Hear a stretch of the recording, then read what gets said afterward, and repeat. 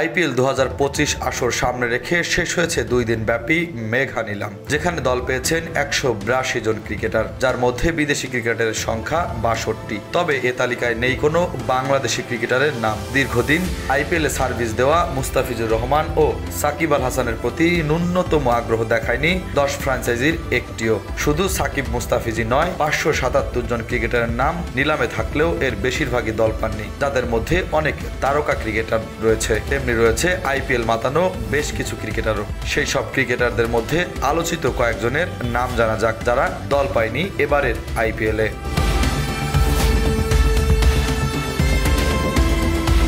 প্রথমবারের মতো নিলামে দল পাননি অস্ট্রেলিয়ার কিংবদন্তি ওপেনার ডেভিড ওয়ার্নার। আইপিএলে নেতৃত্ব দিয়ে শিরোপাজয়ী সাবেক এই অজি অধিনায়কের দল না পাওয়ায় নিঃসন্দেহে বড় চমক। তার মতোই দল পাননি ইংলিশ উইকেটরক্ষক batter Jonny Bairstow, Ben Duckett.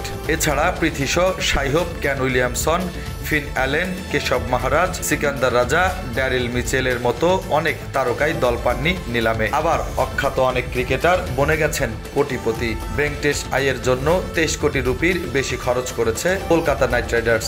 আবার 13 বছরের বৈভব সূর্যবংশীকে কিনতে 1 কোটি 10 লাখ রুপি খসেছে রাজস্থানের পকেট থেকে। ভুবনেশ্বর কুমারের মতো তারকার জন্য হয়েছে ব্যাপক লড়াই।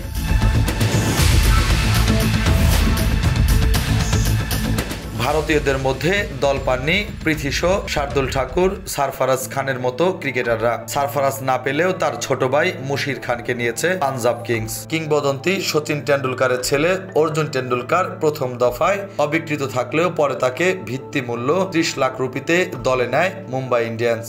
এবারের আইপিএলে নিলামে বর্ষিয়ান খেলোয়াড়দের তুলনায় তরুণদের দিকেই বেশি ঝুঁকেছে ফ্রাঞ্চাইজি দলগুলো। স্পিনার কেশব মহারাজ, আকিল হোসেন, আদিল রশিদ ও মুজিবুর রহমান কোনো দল পাননি। নিলামে তাদের নাম উঠেছিল, কিন্তু কোনো দল তাদের কিনতে আগ্রহ দেখায়নি। অবিকৃত রয়ে গেছেন তারা। দল না পাওয়ার তালিকায় আছেন Steve Smith, Gus Atkinson, Tom Curran, Matt Henry, Alzarri Joseph, Rassie van der Dussen, Sean Abbott, Adam Milne, Jason Holder, Chris Jordan ও টাইমাল মিলস।